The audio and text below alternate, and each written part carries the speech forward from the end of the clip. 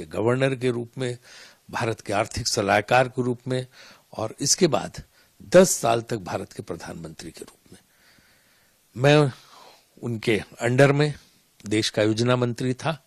तो अक्सर मैं, क्योंकि योजना विभाग का प्रधानमंत्री जो है उनके कैबिनेट मिनिस्टर होते हैं, तो उनके साथ मुझे बहुत काम करने का मौका मिला, बहुत उनके साथ बैठने का, उनके साथ चर्चा करने का।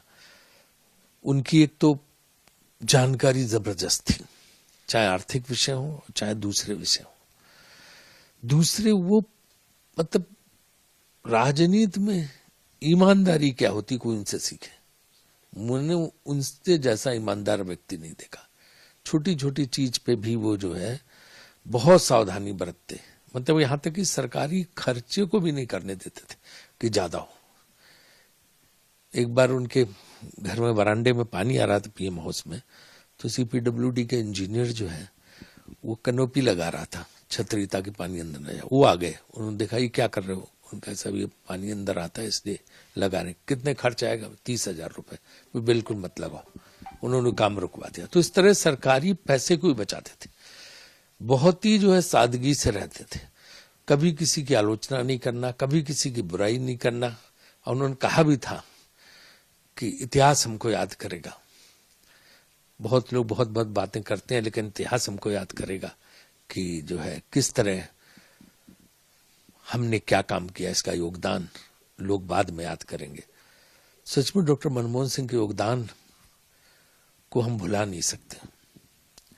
और मुझे रह रह की याद उनकी आती है, कैसे उनके साथ बैठ के क्या क्या बातें होती थी। एक बार उन्होंने मुझे कहा कि मेरा बड़ा मन है कि मैं अपने गांव में होके आऊं, लेकिन वो गांव पाकिस्तान में है, झेलम जिले में। तो मैंने कहा वहां क्या देखना चाहते हैं आप? आपका घर है वहां पे? कहने नहीं, घर तो नहीं, लेकिन उस स्कूल में जाना चाहते हैं जहां हम क्लास 4 तक पढ़े थे। तो ये उनके मन में इच्छा हमेशा रह गई, वो नहीं पूरी हो पाई। लेकिन मैं बताता हूँ, हर एक को अपना बचपन में उन्होंने बहुत संघर्ष किया। उनकी माँ बहुत ही कम उम्र में, जब वो थे बिल्कुल उन्हें होश भी नहीं था, बहुत छोटे थे, तभी उनकी माँ का निधन हो गया था। तो उनके दादा दादी ने उनका पालन किया था, और पिताजी उनके तो वहां पेशावर में काम करते थे। तो उन्होंने बचपन में बहुत संघर्ष किया, और इसके बाद जो है पढ़ाई में अव्वल थे, और उसके बाद उन्होंने टॉप किया अपने इंटरमीडिएट लेवल पे भी, हाई स्कूल लेवल पे, और इसके बाद में भी, और यूनिवर्सिटी स्तर पे भी, और बाद में विदेश भी गए, और देश में तमाम पदों पे रहे। तो उनका अनुभव, उनका ज्ञान और उनका सोच, इन तीनों ने जो भारत को मजबूत बनाने में, भारत की अर्थव्यवस्था को मजबूत बनाने में योगदान दिया, और कभी भुलाया नहीं जा सकता। उनके जितने आर्थिक सुधार हैं सब डॉक्टर मनमोहन सिंह की देन है। 1991 के बाद 1991 वो वित्त मंत्री थे चंद्रशेखर जी की सरकार के बाद, जब नरसिम्हा राव जी की सरकार थी, तो उन्होंने ही आर्थिक सुधार लागू किए थे, इकोनॉमिक रिफॉर्म्स जिन्हें बोलते हैं, और उसी से आज देश ने जो है इतनी तरक्की की है। Sir, there are so many things that you remember, but one thing, sir, do you think it's the biggest loss for the country? Yeah, I think it's a huge loss for the country, and his contribution was immense, which can never be forgotten. I think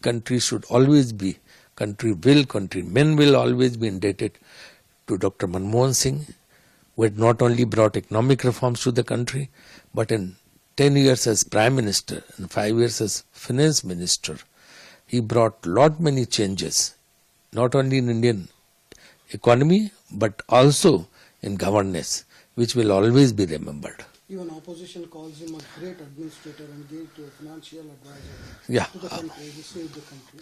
Yes, opposition will also appreciate, all political parties always appreciate his contribution, and I think nobody can criticize him. You cannot criticize him. There is no allegation against him. He was dead honest. His honesty was, on a different level. He was very careful about government expenditure also. He used to save government money, never used to, unnecessarily spend money on his setup. So that way, Manmohan Singh will always be remembered not only an honest Prime Minister, honest Finance Minister, but also as a great human being. You were a member in his cabinet. You were a family member in his team. How you remember him, sir? Any instances that you can? Well, I was planning minister under him, and number of times, often I used to sit with him to take his directions, and used to report him.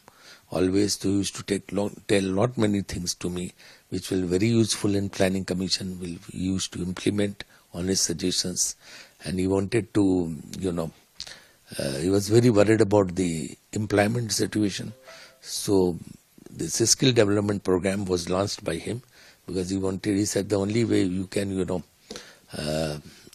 solve this problem is to provide the facilities for skill development of the people, and that way he succeeded also. Now there is a full-fledged ministry also of skill development. That was also his, contribution to the governors. And after 1991, after Chandrasekhar government, when country was in deep recession, Dr. Manmohan Singh brought economic reforms, and those reforms are still continuing.